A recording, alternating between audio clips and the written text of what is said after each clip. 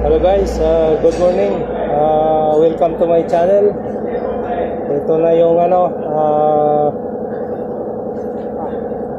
Hyundai Accent na 2015. Na-overhaul ko na yung valve body, so ibabalik ko na. Nilinis ko lang at saka nagpalit ako ng isang sensor at saka yung pressure switch, kasi yung isang sensor ay bagsak doon sa ng resistance, yung specific resistance. So ito ibabalik ko na para makita nyo yung ito dati yung in-upload ko na video. So una ito, ilagay mo muna itong harness nya kasi hindi mo na ito malagay pagka hindi mo ito unahin. So ilalagay mo na natin ito.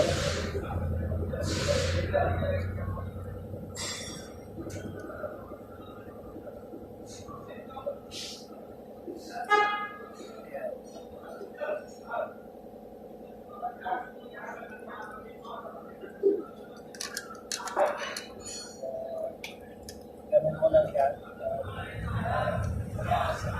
Okay. Then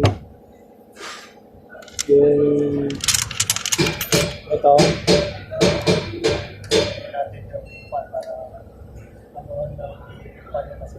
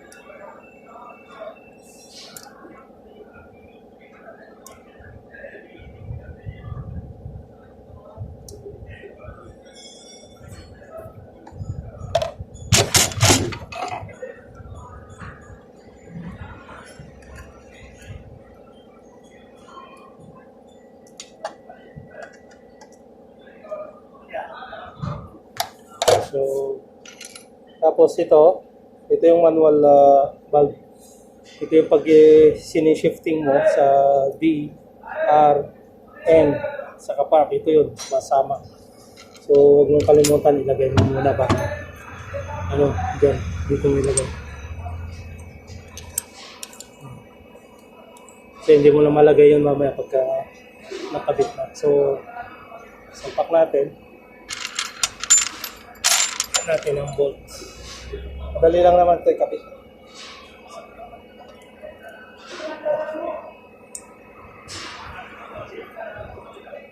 So yung position niya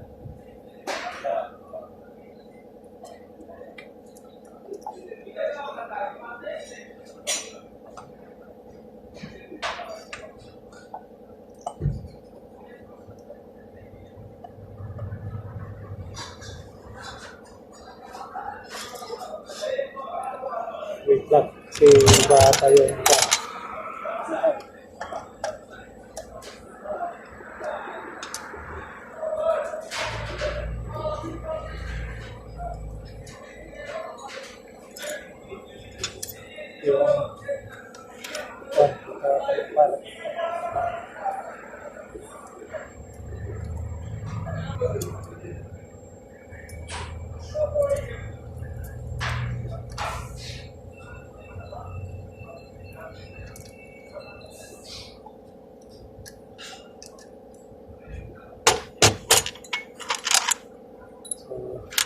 yan na, sampak na lang yan.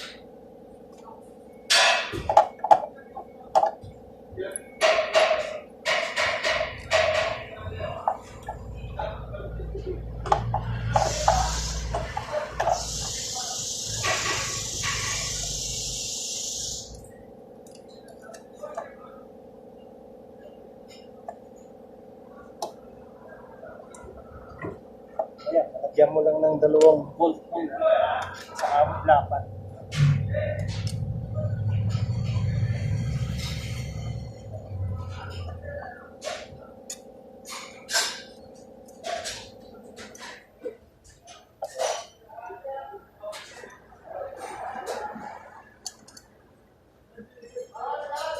May guide naman yan. Hindi ka mawala.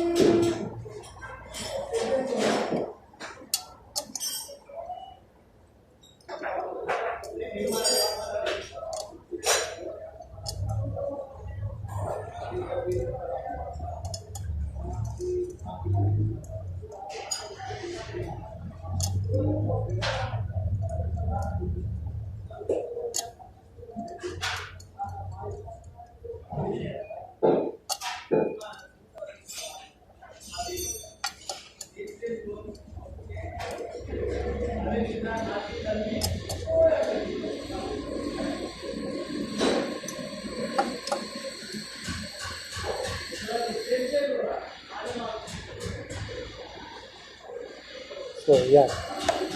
Yung kabit na. Tapos, kapitan mo lang lahat. Isa mo rin sa gitna. Palabas. Yan.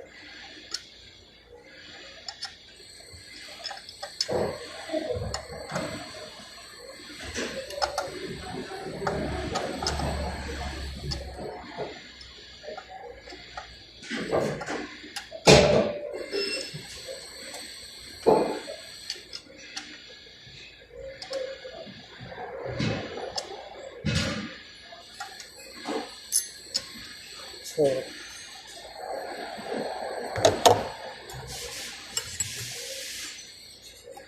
saka ito ilagay harness niya. So, mayroon pang 2 volt para dito. So, yung isa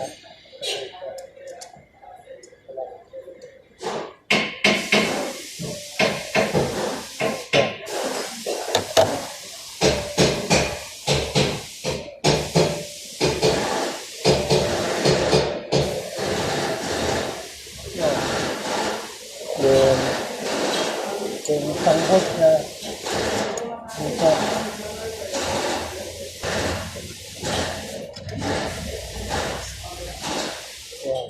Tapos, isa pa.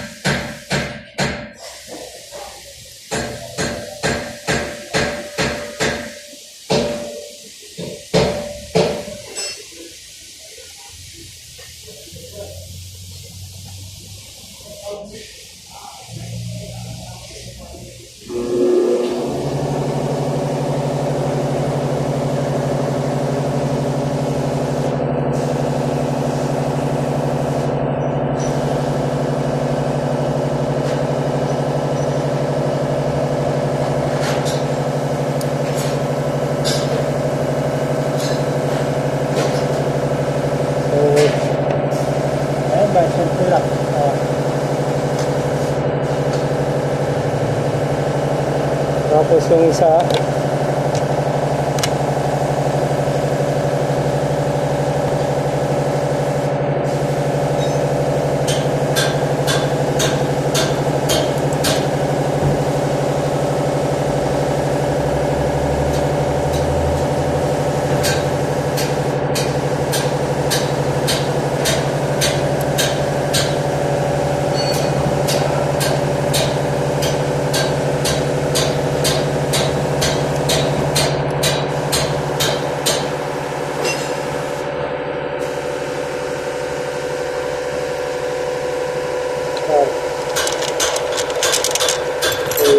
tabi mo muna bago mo lahat.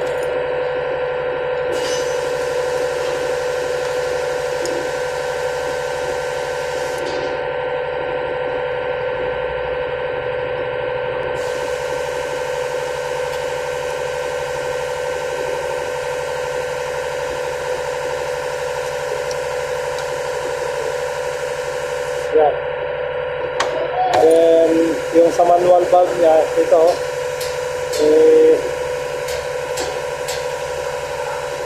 para mag-shifting. Yan.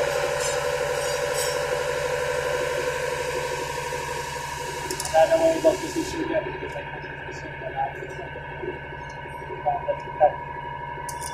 Hindi mo naman magkabit na baliktad. So, hindi ka magkakamali kasi hindi niya maabot yung yung manual valve, yung plate.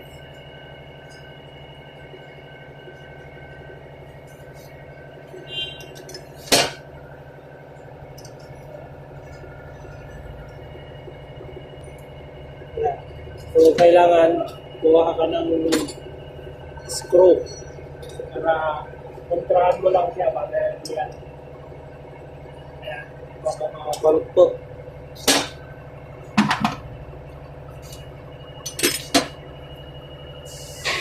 And then, yung filter, so, lagyan mo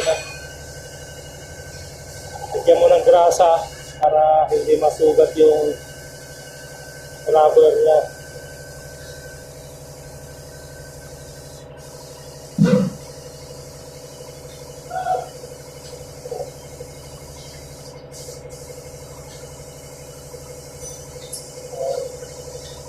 Ayan, ganyan lang guys. Madali lang yung pagkabit ng valve body. Ayan. Crankcase na lang. Matapos na.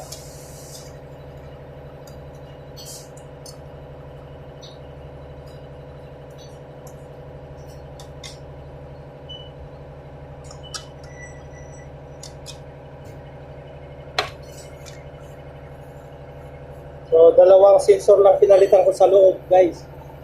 Dalawa lang. Yung pressure sensor at saka yung switch.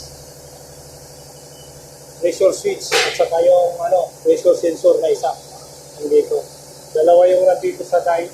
Ito yung pero yung dalawa, yung isa lang pinalitan ko kasi mahina yung so, maganda guys. Madali lang. So, yung crankcase, ito yung crankcase niya. Lagyan mo lang ng silicone, saka may salpak na. Kargan mo na lang ng laki. Yun lang, kasimple yung pagkabit lang ng valve body ng Hyundai Accent 2015 hanggang 2016, parehas na yan.